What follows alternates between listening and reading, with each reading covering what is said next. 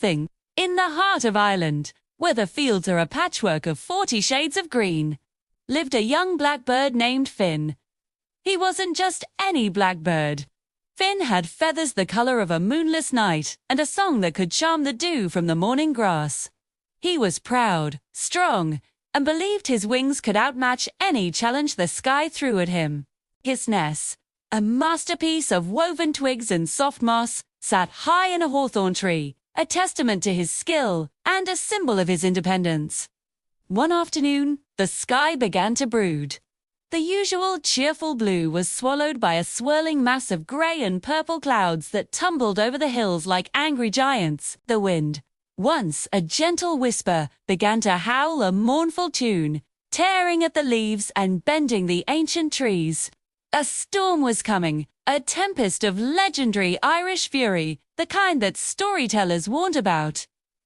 The older birds took shelter, tucking themselves deep into the thickets, but Finn scoffed. A bit of wind and rain? He chirped to himself. I am Finn. My wings are stronger than any storm. Who was determined to save his precious nest. He believed that if he could just fly fast enough, create a current of his own, he could somehow shield his home from the gale. With a defiant cry, he launched himself into the air, beating his wings against the rising wind.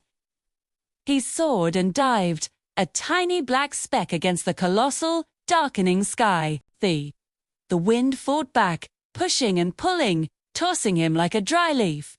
Rain, cold and sharp as needles, began to fall, plastering his feathers to his body and chilling him to the bone. Finn battled with all his might, but the storm was relentless.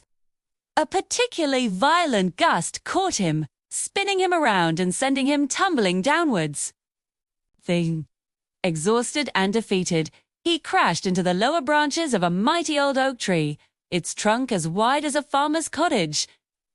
He huddled against the rough bark, shivering, his pride washed away by the torrential rain. His perfect nest, he knew, would be gone, torn apart by the very forces he thought he could conquer.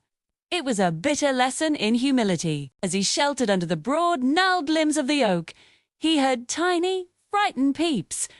Peeking out from under a large leaf, he saw a group of smaller birds, robins, and finches clinging desperately to swaying twigs, their feathers soaked and their bodies trembling with cold and fear. They were lost, separated from their families, and had no hope of surviving the storm's full fury. In that moment, something shifted inside Finn. His own loss, his own fear, seemed to shrink in the face of their desperation. Without a second thought, he called to them. Here! Over here!